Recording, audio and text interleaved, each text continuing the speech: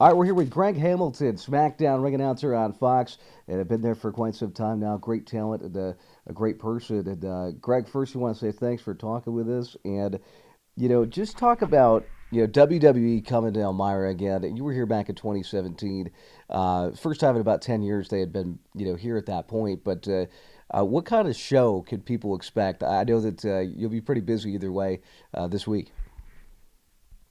Well, first of all, man, thank you for having me, and it's great to talk to you. Some people might not know you and I actually have a history together. We've known each other for a while. And first of all, it is great to be back up there. I'm glad we're coming back, and we're taking kind of a new approach. Now, you're going to be co-hosting with John Quasto, on Sunday there in Elmira. And what we're trying to do now is really get interactive with the fans more than we ever have in the past. So a guy like you who knows that market, knows the fans in that area, we want to bring you in, have you co-host, and really help tap into the fans in Elmira for more of a personal connection that maybe they're used to in the past.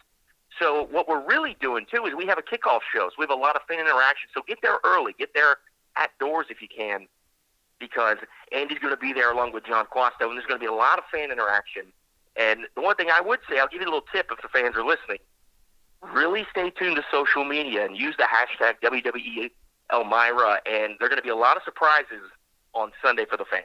I love it. I love it. And I can't wait for that show. And thank you. And looking forward to working with John. And I know that I was doing some research, certainly on your career and some of the history that you have, the Orlando Magic, and hosting for so long, the cruise lines, I believe. And we had talked about that a few years back when we were waiting for cookies down at the NXT break room that Michael Cole told us about. But that was funny. But what is it about? I mean, you look at your career now, and WrestleMania is coming up. This is the road to WrestleMania, and explain the privilege of doing that. I mean, you notice Bret Hart you cite him as being one of those big wrestlers that you looked forward to, and certainly a king of WrestleMania. Explain that privilege. Wow, you mean what WrestleMania is like and what this journey is like? Yeah, absolutely. Yeah. Okay. Well, I got to tell you, man, and listen, I know you're a big fan as well, just as I was as a kid growing up. You're right. 1993, King of the Ring, I was there. And so to stand in that ring, and you mentioned this is the road to WrestleMania, things are very intense right now. But standing in that ring, especially at WrestleMania, and looking around and seeing those faces, it's almost like time stops. Mm-hmm. And you really take in that moment of looking around at these big arenas or stadiums, let's be honest.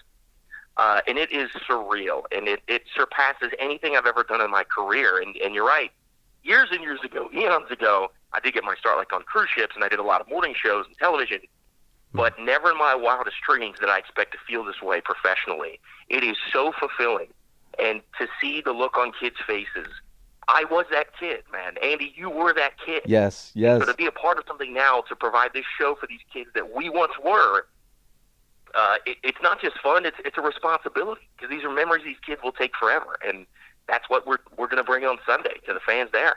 Yeah, I can't wait. And that's amazing. You kind of almost answered my next quick question there, was the best part of your job. And I think you hit it on the head right there, is being responsible and having that commitment to the product where you're going to create those lifelong memories and those moments for those kids. And because WWE, as John Cena often talks about, it's about creating those moments for people.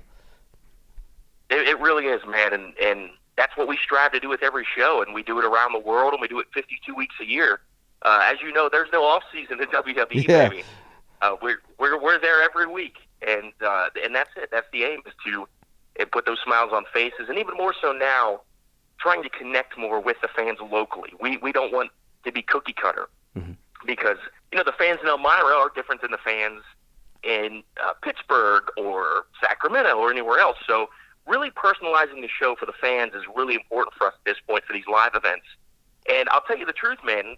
Just to tell you what we think of Elmira, this is only the second city that we're doing that we have a co-host coming in to help localize the show with a local personality like yourself. Wow. So this isn't something we do everywhere. Right. We did it once in Fresno, and we're doing it in Elmira, and we're sort of handpicking these markets where there's just a special fan base, man. There's just something about the fans there that we want to localize this experience. And Elmira is one of those cities, and my gosh, I know you, so I already know the kickoff show is going to be great, man. Thanks, Greg. That means a lot, especially coming from you. And dude, just a couple more quick questions. You started at NXT, and to see where that has grown. And I was listening to a podcast, I believe you did, out in the Cincinnati area, and with you on it as a special guest. And you talked about those early days of going to those armories and going to those smaller venues, so to speak, and to see where NXT has grown, national TV, every week. How proud are you of that growth and the reach that it can continue to go to? Oh man, you're like tugging at my heartstrings here, Andy. Well, that's because it's true. That is how I got started with NXT. We did shows in armories around Florida. We call it the Coconut Loop, right? Where it's these small armories. And what's so funny about that? I'll tell you a story. Back when I started there, a regular card at just some armory in Florida, you would have Charlotte Flair, Becky Lynch, Sasha Banks, Wow. Kevin Owens, Tyler Breeze, Sami Zayn, Shinsuke Nakamura.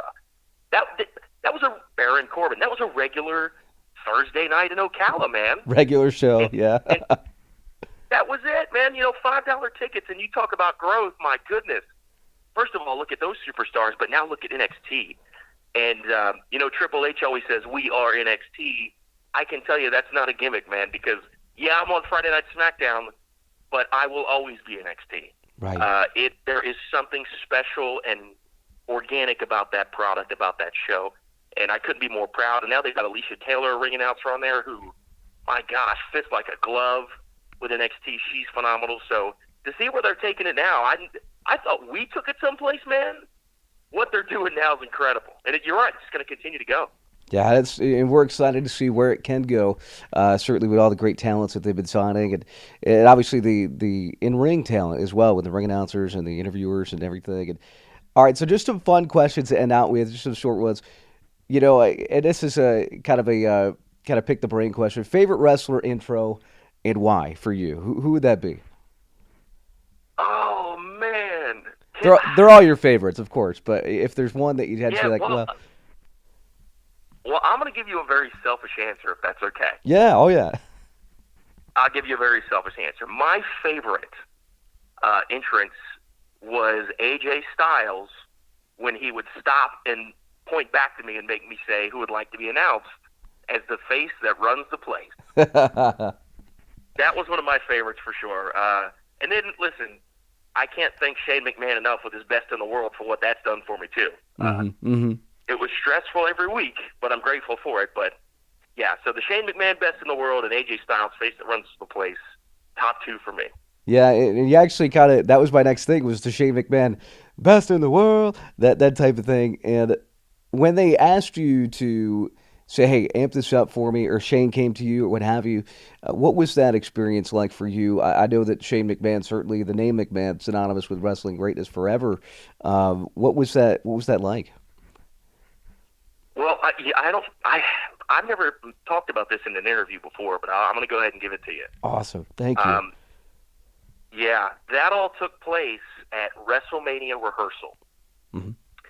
So they wanted the Best in the World intro, and I'm standing there with Road Dogg and Jeff Jarrett, and Shane's in the ring, and Road Dogg and Jeff Jarrett said to me, they said, hey, man, give us just the biggest Best in the World you got. Let's see what you can do with it. Yes. I said, are you sure? They said, yeah. And I don't think they thought what I was going to do was that. So I belted out in the middle of an empty MetLife Stadium, Best in the World for what felt like 20 seconds. Man. And then I stopped, and I'm like, am I going to get in trouble for that? And I turn around there, and Road Dogg goes, man, you think you can do that tonight? Yeah, I could do that. and Best in the World was born. Now, of course, I said, oh, yeah. Well, we're talking WrestleMania, so the first time I ever did it was live, millions around the world, 70,000 in a stadium at MetLife Stadium, but so I was nervous, but it came from WrestleMania rehearsal with Jeff Jarrett and Road Dogg. Man, that is a great backstory, Greg, and thank you for sharing that with us. And boy, that's caught on like fire. And obviously, anything that you could help, as you know, as we're always taught. You know, I do some ring announcing as well, you know, locally and some independents and stuff. And obviously, if you can give that rub to the talent, no matter what, and that puts, you know, them in a higher light, that then you're doing your job Yeah. better than anybody, and that's why you are where you are. And just two quick things here to finish out, and thank you for taking the Sure. time for us, man. And now, what part of the job that many don't know about that you could share with us and the listeners out there? You know, what is it a part of your job that you know, maybe might be the most challenging that maybe they don't know about?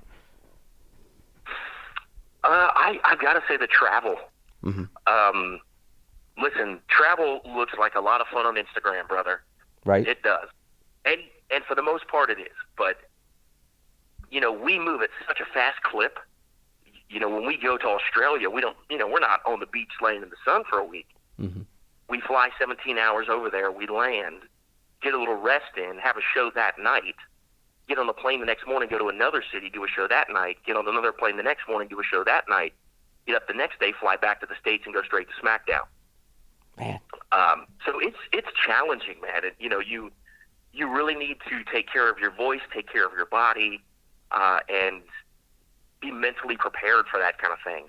It is a lot of fun. Don't get me wrong. We have some really good times, and I've seen some incredible places. But man, that kind of travel, what that does to your body and your mind, that's probably one of the most challenging things that people don't realize. Right, right, and certainly, you know, that moniker. It's not, like you said, it's not a gimmick. WWE is worldwide, and I know that. But I think, as you said, you hit it on the head earlier. That you know, having that responsibility and that, you know, that privilege and honor to give to the fan base and give those memories. It's what gets you out of bed at, you know, 4:30 in the morning to make a flight, or at 5 and to get out there and do it. And you've been doing it year in and year out, and so your dedication is unparalleled, no doubt. Yeah, thank you. And another thing that I mentally try to do, that I try to remind myself Mm-hmm. when you do get tired, is somewhere out there, it's some kid's first show. Somebody out there's at their first show. So don't phone it in. Right. Because you were that kid once at your first show.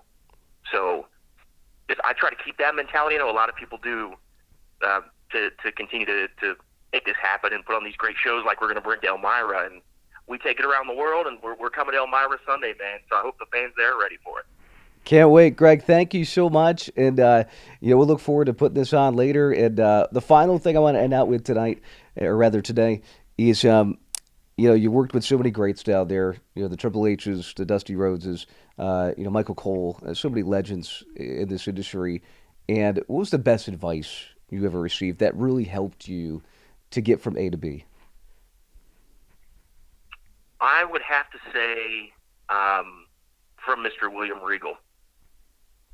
And that is, do your best, be yourself. Right on. He always looked after me.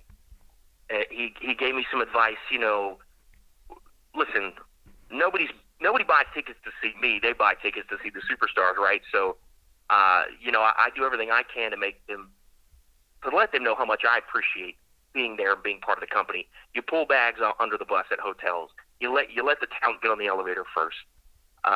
You do the right things, you make the right steps, but you also be yourself. And William Regal definitely was a huge, I guess, influence for me at the Performance Center. Boy, that's excellent. And Greg, you said it best, and we can't thank you enough for taking the time today. Certainly a busy schedule all the time, and you know, we wish you nothing but greatness going forward, and nothing but success. And I think the last time I saw you was in Elmira a couple years ago, and I hope our paths cross again. And it'd be great to see you again. Absolutely, man. I can't wait to see you too, and I can't wait to see the footage of you Sunday on the microphone at the show, man. Really bringing it home for the people in Elmira. We're gonna have fun, and you know, it all goes back to a few years ago too. And we can't thank you, and excited to where things go. And Greg Hamilton, we want to say, WWE SmackDown ring announcer, and on the road to WrestleMania. We want to say thanks again, Greg. You got it. Thanks, Andy.